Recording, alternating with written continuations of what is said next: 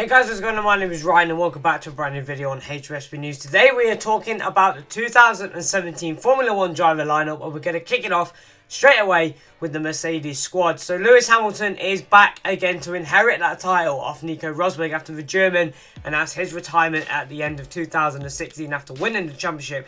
And Hamilton will be joined by Valtteri Bottas, the Finn, who moves over to Mercedes for 2017. In the Ferrari squad, we have German Sebastian Vettel and Kimi Raikkonen. No changes there for them.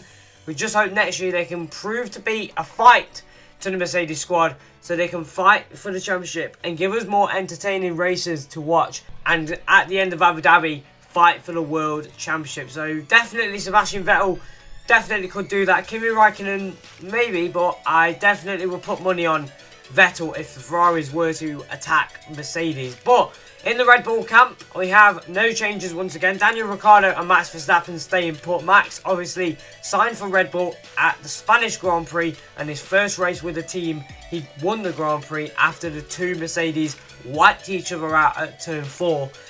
Ricciardo, after winning in Sepang, proved that he is a race winner and he can win races.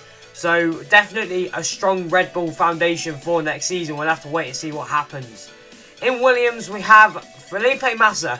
After he announced his retirement at 2016, he crashed in Brazil. He walked down the pit lane, Brazilian flag, absolutely in tears. And then he gets a phone call saying, Bottas is going to Mercedes. We need a driver. Are you available for us? And he's been given a second chance. It might be the biggest mistake in history. Who knows? But he is joined by Lance Strobe for the 2017 season, so it'll be very interesting to see what the young kid can do.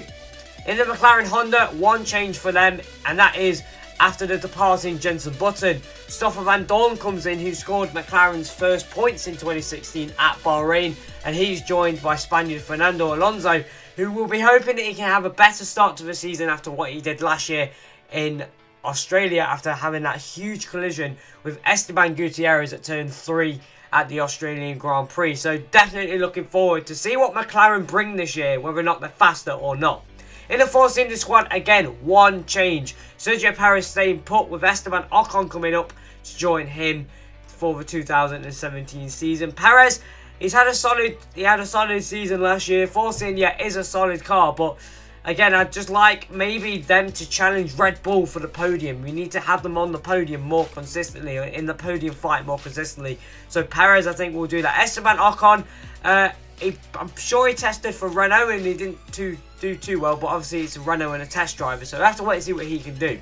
In the Haas F1 squad, once again, one change, and that is after Esteban Gutierrez left the team to go to Formula E, and Kevin Magnussen from the Renault steps up to partner Frenchman Romain Grosjean in what will be Haas's second year in the sport. So hopefully next year they will be able to have less brake failures and more solid results. So looking forward to see what Romain Grosjean and Kevin Magnussen can do together.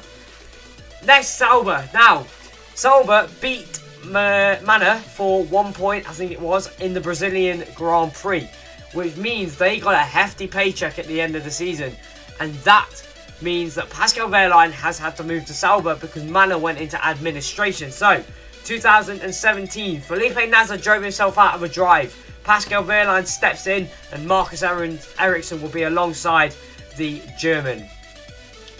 Moving on to Toro Rosso, we have Carlos Sainz and Daniel Kvyat. Now, Daniel Kvyat started the 2016 season in a Red Bull, moved to Toro Rosso and ended it on a push bike. So, yeah, it'll be interesting to see how Toro Rosso do.